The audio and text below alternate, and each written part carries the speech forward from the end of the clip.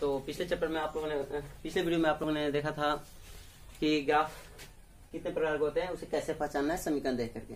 ठीक है, इसमें आप लोगों को पढ़ना है कि ये ग्राफ होता क्या है, ग्राफ खींचने कैसे हैं। ग्राफ क्या होता है ये तो पिछले वीडियो में हो चुका था, बट इसमें अब देखना है कि ये आलेख जो है इसको खींचना कैसे है। जैसे कि आप लोग पहले ही सीख चुके हैं कि हल कैसे निकालना है, 2-4 हल निकालना तो सीख ही चुके हैं, और अब उसी हल के आधार पर ग्राफ कैसे खींचना है ये देखना है। तो ग्राफ खींचने के लिए कुछ स्टेप्स हैं, ये कहीं बुक में नहीं है, बट अगर इसे आप फॉलो करें तो आपको ग्राफ आसानी से समझ में आ जाएगा। सबसे पहला है ये हल निकालें, कम से कम 2 से कम निकालिएगा तो ग्राफ खींचा ही नहीं जा सकता है। क्योंकि यहाँ देखिए एक बिंदु से होकर एक रेखा गुजरी, सॉरी 2 रेखा गुजरी, ये तीसरी भी गुजरी, ये चौथी भी गुजरी, ये 5वीं भी गुजरी।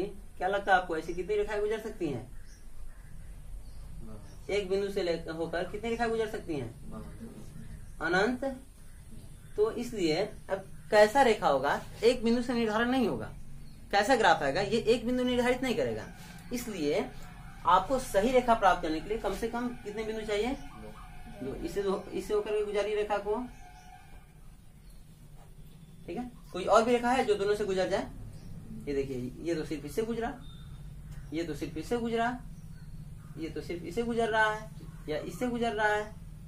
क्या कोई ऐसा अब रेखा खींच सकते हैं जो दोनों को काट करके गुजरे आगे? वो एक सरल रेखा, टेढ़ी रेखा नहीं, ये खींचेगा तो ये तो परवलय हो जाएगा, परवलय ना हो जाएगा। हमें सरल रेखा चाहिए। तो सरल रेखा, क्या ऐसी कोई दूसरी रेखा हो सकती है जो 2 बिंदुओं को और भी काट सकता है? ये देखिए ये 2 बिंदु है, इससे एक ही ना रेखा गुजरेगी, कोई और भी गुजर सकती है क्या? ट्राई करते हैं। जैसे तो एक ही से गुजर रही है, क्या दूसरे से भी गुजर रही है? ऐसे देखें तो ये कितने से गुजर रही है, कितने बिंदु से होकर गुजर रही है? एक ही बिंदु से होकर गुजर रही है। तो 2 बिंदु से होकर सिर्फ कितनी रेखाएं गुजरती हैं? 1। 2 बिंदु से होकर सिर्फ कितनी रेखाएं गुजरती हैं? 1। और इस तरह से आपको सही ग्राफ मिल पाएगा। इसलिए कम से कम कितने आपके पास हल होने चाहिए? 2। कम से कम आपके पास 2 हल होने चाहिए। ठीक है, पहला आपका काम है 2 हल निकालना। जैसे कि हम एक साधारण सा क्वेश्चन ले लेते हैं, क्वेश्चन के साथ हम करते चलेंगे तो अच्छा से समझ में आएगा। जैसे कि आपको यहाँ दे दिया है x + 2y = 6। ठीक है, x + 2y = 6 का आलेख नीचे यहाँ तक आ रहा है, अरे ना तक का, चलिए ठीक है। तो हम इसका आलेख कैसे खींचे? सबसे पहले कह रहा है कि हल निकालना है। आपको क्या करना है? हल निकालना है। हम यहाँ सोल्व लिख देते हैं। तो पहले हल निकाले। हल निकालने का तरीका यह है कि एक चर को एक तरफ रख लीजिए, बाकी सबको एक तरफ कर दीजिए। तो x = 6, ये प्लस में इधर आएगा तो इसमें जाएगा माइनस, 6 - 2y। ठीक है, ये आपका हो गया समीकरण। अब बार बार आपको इससे हल निकालने हैं, क्योंकि हम जानते हैं 2 चर वाले रैखिक समीकरण के अनंतो हल होते हैं। 2 चर वाले रैखिक समीकरण के कितना हल? अनंतो हल होते हैं। ठीक है, तो इसके कुछ हल निकालने हैं। कुछ हल मतलब कि कम से कम कितना निकालना है? 2। कम से कम कहने का मतलब उतना से कम नहीं, उतना से ज्यादा आप जितना चाहे निकाल सकते हैं। ठीक है, तो हम कम से कम 2 ही निकाल लेंगे। तो यहाँ जो सबके साथ हो उसको माना जाता है। यहाँ सबके साथ कौन है? और अकेला कौन है? अकेले वाला को नहीं मानना है। यहाँ एक बॉक्स बना लीजिए। ठीक है, इसको खंडों में विभाजित कर दीजिए। एक में x लिख दीजिए और दूसरे में y लिख दीजिए। ठीक है, यहाँ पर ये जो y है इसका मान मानते जाइए। यहाँ आप लिखेगा माना कि y = कुछ भी, आपकी मर्जी, आप जो चाहे यहाँ पे रख सकते हैं।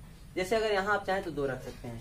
तो इसी समीकरण में आपको मान रखने हैं। ये x है तो x, ठीक है, यहाँ बराबर है तो बराबर, 6 है तो 6, माइनस 2 है तो 2, बीच में क्या है? यहाँ गुण है, यहाँ कोई चीज नहीं है, अर्थात यहाँ गुना है। फिर यहाँ y का मान कितना रखे हम?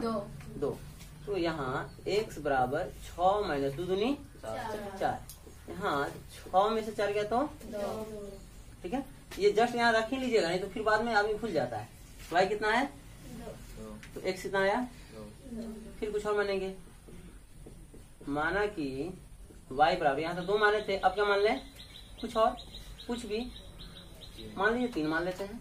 तो इसमें रखना है फिर से x = 6 माइनस 2, बीच में कुछ नहीं तो गुना, और y की जगह कितना रखना है हमें 3।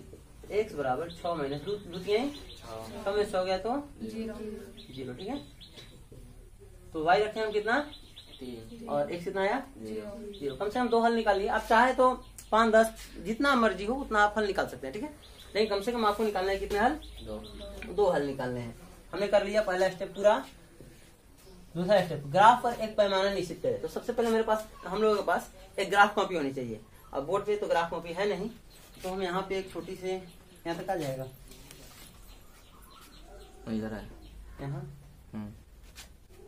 तो हम एक यहाँ छोटा सा ग्राफ खींचते हैं, ठीक है।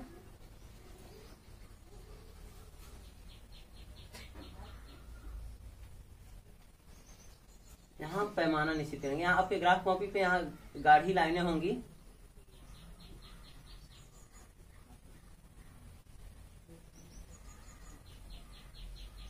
ठीक है। यहाँ गाढ़ी लाइनें होंगी। अब यहाँ आपको एक पैमाना निश्चित करना अपने हिसाब से, अपने मन से, अपनी जरूरत के हिसाब से। तो पैमाना हम किस आधार पर निश्चित करें? आप इन ज्ञात मानों को देखें। जो ज्ञात मान है 2 2 है, 3 है, 0 है, यही है। तो ये कितने में आ जाएंगी? हम इसमें कितना का अंतराल ले कि उसमें ये अट जाएंगी। जैसे अगर हम 1 2 3 4 5 6 7 एक एक का अंतराल लें तो उसमें सभी आ जाएंगी। 2 भी आ जाएगा, 3 भी आ जाएगा और 0 भी आ जाएगा, ठीक है। तो अच्छा रहेगा कि हम कितना का अंतराल लें, 1। इसके बाद यहाँ क्या हो जाएगा, फिर यहाँ क्या हो जाएगा, यहाँ इस तरह से, यहाँ क्या हो जाएगा, यहाँ, ठीक है। यहाँ आ जाएगा ऐसे लेने, यहाँ नीचे ऋणात्मक होता है, शायद स्पष्ट रूप से दिख नहीं रहा होगा। तो हमने दूसरा काम भी कर लिया, पैमाना ढूंढ लिया, निश्चित कर लिया। तीसरा काम है प्राप्त मान को ग्राफ कॉपी पर अंकित करें। अब जो प्राप्त आप मान किए हैं, मान जो प्राप्त किए हैं, यहाँ जो मान, ये जो आपने निकाला है, इसको आपको ग्राफ कॉपी पे दर्शाने हैं। जैसे कि पहला है x 2 और y भी 2, x यहाँ 2 है और y भी यहाँ 2 है। आपके ग्राफ कॉपी पर यहाँ एक लाइन होगा जो एक दूसरे को यहाँ काट रहे होंगे। यहाँ आप अंकित कर दीजिए, ऐसे गोल कर दिया जाता है बिंदु दे करके, और इसका मान लिखा जाता है। देखिए निर्देशांक जब भी लिखिएगा, जब भी आप निर्देशांक लिखिएगा तो x, y लिखिएगा। यहाँ x का मान कितना है, 2 है, और y का मान भी 2 है, ठीक है। फिर दूसरा है 0 3, यानी x 0 है और y 3 है।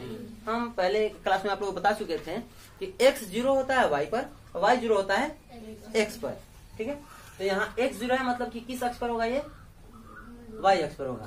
तो y अक्ष तो ये है, x अक्ष ये है, तो y पर 3 है और x 0 है, तो यहीं पे हो जाएगा 0, 3। हमने ये स्टेप भी पूरा कर लिया। आगे है प्राप्त बिंदु को स्केल के माध्यम से मिला है। अब जो आपको बिंदु मिला है इसको आप स्केल रखिए। अब यहाँ पे स्केल नहीं है,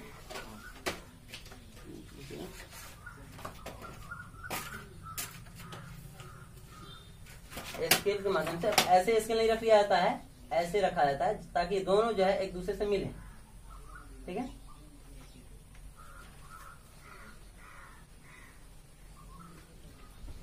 और दोनों तरफ तीर का चिन्ह है। देखिए अगला स्टेप है प्राप्त बिंदु को स्केल के माध्यम से मिलाइए। मिला दिया। प्राप्त सरल रेखा के दोनों ओर तीर का चिन्ह दे दिया हमने। ये तीर का चिन्ह देने का उद्देश्य ये है कि ये अनंत तक ये रेखाएं बढ़ सकती हैं, ये अनंत बिंदु तक जा सकती हैं।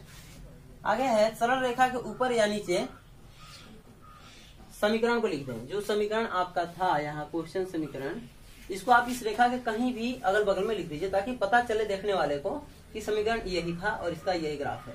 तो x + 2y = 6 पे x + 2y = 6। इस तरह से आलेख प्राप्त करने हैं। उम्मीद करते हैं कि समझ में आया होगा। कुछ क्वेश्चन है, बना के लाइएगा। जैसे कि x + 3y = 8। दूसरा क्वेश्चन है 2x + y = 10। ठीक है, ये आपको 2 क्वेश्चन बना के लाने हैं। अगला क्वेश्चन अगले वीडियो में।